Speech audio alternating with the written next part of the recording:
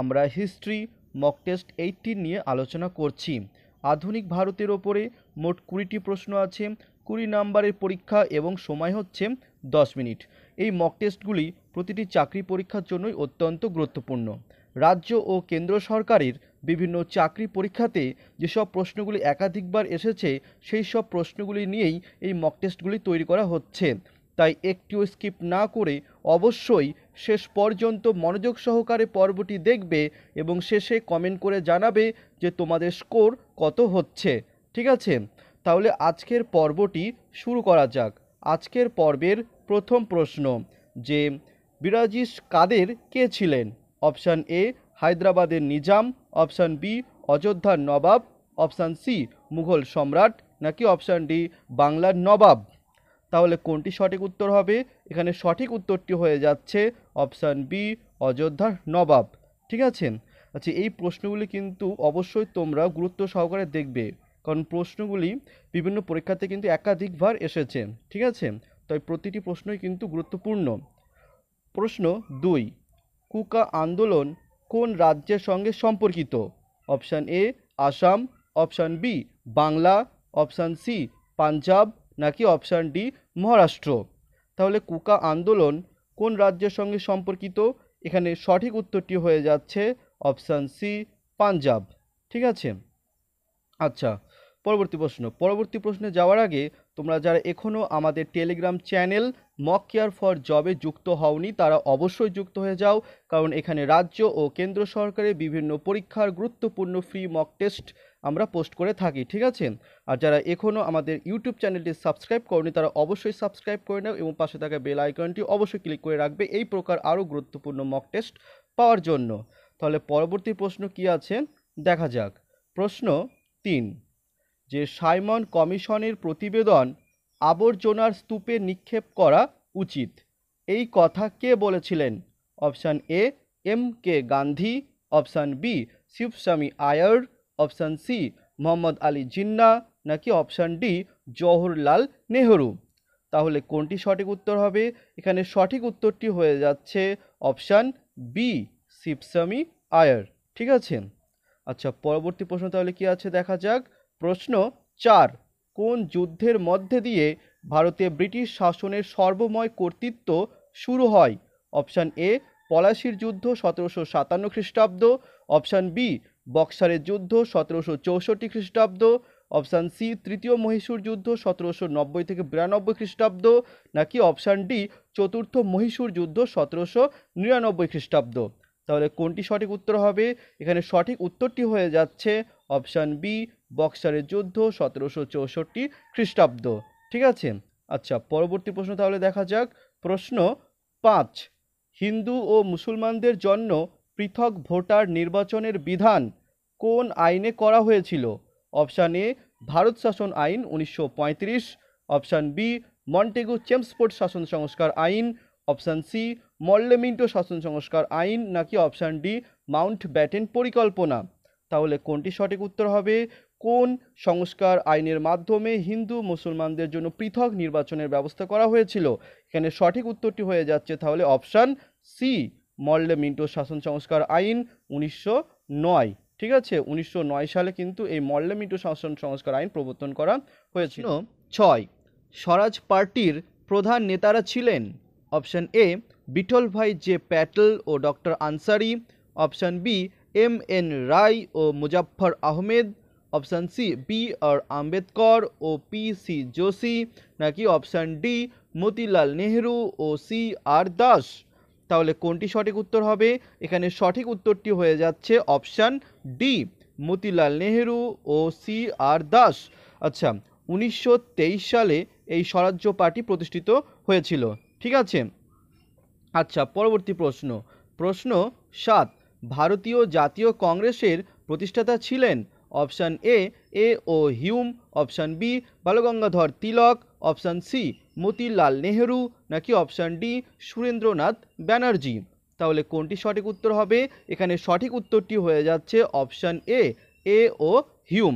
ঠিক আছে, 1985 সালে এই ভারতীয় জাতীয় কংগ্রেস প্রতিষ্ঠিত হয়েছিল। প্রশ্ন 8, নিম্নে লিখিত কোন মহিলা ভারতীয় জাতীয় কংগ্রেসের প্রথম মহিলা সভাপতি হন?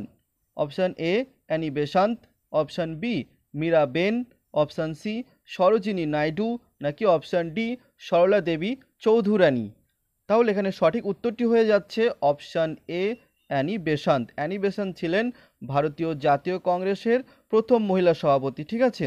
আচ্ছা, এবার তোমরা কমেন্ট করে জানাও যে ভারতীয় জাতীয় কংগ্রেসের প্রথম ভারতীয় মহিলা সভাপতি কে ছিলেন। ঠিক আছে। আচ্ছা, পরবর্তী প্রশ্ন তাহলে কি আছে দেখা যাক। প্রশ্ন 9, ভারত ও পাকিস্তান রাষ্ট্রের সীমান্ত চিহ্নিত করার দায়িত্ব নেন? Option A Lord Mountbatten, option B Sir Cyril Radcliffe, option C Sir Stafford Cripps, নাকি option D Sir Pethick Lawrence. তাহলে এখানে সঠিক উত্তরটি হয়ে যাচ্ছে option B Sir Cyril Radcliffe. ঠিক আছে। আচ্ছা, পরবর্তী প্রশ্ন তাহলে কি আছে দেখা যাক। প্রশ্ন 10, এশিয়াটিক সোসাইটি অফ বেঙ্গল প্রতিষ্ঠা করেন? Option A C F Andrews, option B Raja Rammohan Roy, option C Sir William Jones, নাকি অপশান ডি উইলিয়াম মার্শাল। তাহলে এখানে সঠিক উত্তরটি হয়ে যাচ্ছে option C Sir William Jones. ঠিক আছে। 1784 সালে তিনি এই এশিয়াটিক সোসাইটি প্রতিষ্ঠা করেছিলেন। আচ্ছা, পরবর্তী প্রশ্ন। প্রশ্ন 11, 1857 মহাবিদ্রোহে কানপুরের সিপাহীদের নেতৃত্ব দেন কে?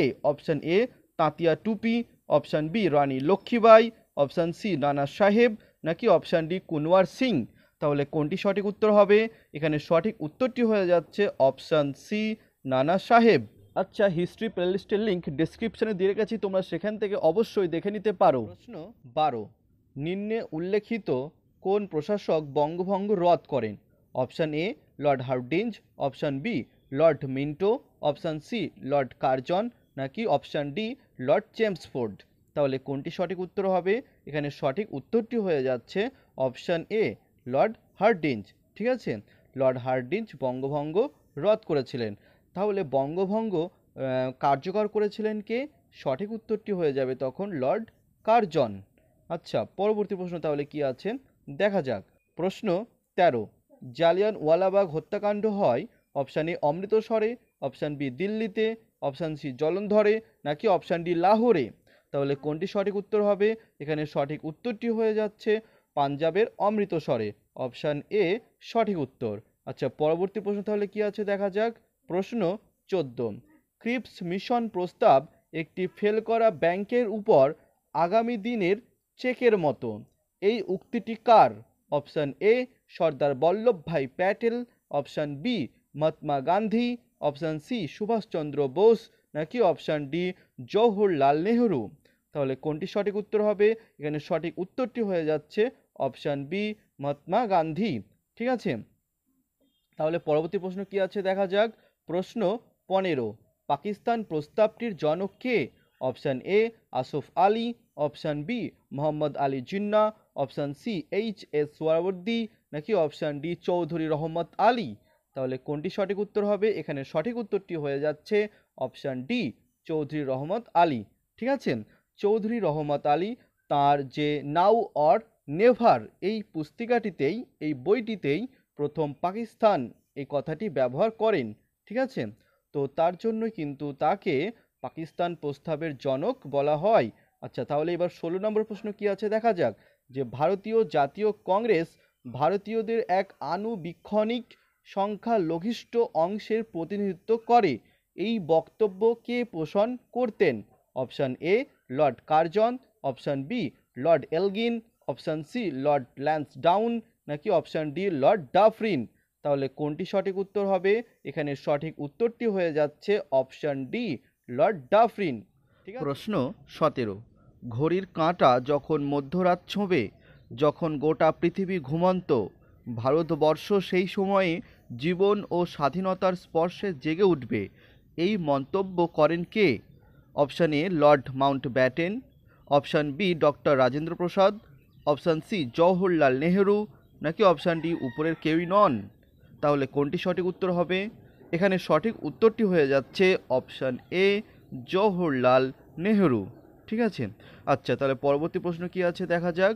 প্রশ্ন 18, কোন দিনকে মুসলিম লীগ প্রত্যক্ষ সংগ্রাম দিবস বলে ঘোষণা করেছিল?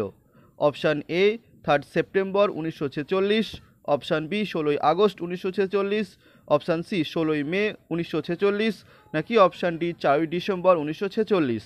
তাহলে কোনটি সঠিক উত্তর হবে? এখানে সঠিক উত্তরটি হয়ে যাচ্ছে অপশান বি 16 আগস্ট 1946। ঠিক আছে। আচ্ছা, পরবর্তী প্রশ্ন তাহলে কি আছে দেখা যাক। প্রশ্ন 19, কার বা কাদের নেতৃত্বে খিলাফত আন্দোলন শুরু হয়? Option A Mohammad Ali Jinnah, option B doctor Zakir Hussain, option C Fakhruddin Ali Ahmed, নাকি অপশান ডি আলী ভাইয়েরা? তাহলে কোনটি সঠিক উত্তর হবে? খিলাফত আন্দোলন কাদের নেতৃত্বে শুরু হয়েছিল? এখানে সঠিক উত্তরটি হয়ে যাচ্ছে অপশান ডি আলী ভাইয়েরা। ঠিক আছে, আলী ভ্রাতৃদ্বয়ের দ্বারা এই খিলাফত আন্দোলনের সূত্রপাত হয়েছিল। আচ্ছা, প্রশ্ন 20, কোন আইনকে ব্ল্যাক বিল বলা হতো? অপশান এ রাওলাট অ্যাক্টকে, অপশান বি পিট ইন্ডিয়া অ্যাক্টকে, অপশান সি দি রেগুলেটিং অ্যাক্টকে, নাকি অপশান ডি ইন্ডিয়ান কাউন্সিল অ্যাক্টকে? তাহলে কোনটি সঠিক উত্তর হবে? এখানে সঠিক উত্তরটি হয়ে যাচ্ছে ব্ল্যাক বিল বলা হতো রাওলাট অ্যাক্টকে। ঠিক আছে, অপশান এ সঠিক উত্তর। সেই সঙ্গে আজকের মক টেস্টে 20টি প্রশ্ন এখানে শেষ হচ্ছে। আজকের মক টেস্টে তোমাদের স্কোর কত হচ্ছে তা অবশ্যই কমেন্ট করে জানাও, এবং পর্বটি হেল্পফুল মনে হলে অবশ্যই লাইক এবং প্রচুর পরিমাণে শেয়ার করবে। আর আমি হিস্ট্রি প্লেলিস্টের যে মক টেস্ট প্লেলিস্ট সেটা আমি ডেসক্রিপশনে দিয়ে রাখছি, তোমরা সেখান থেকে অবশ্যই দেখে নেবে।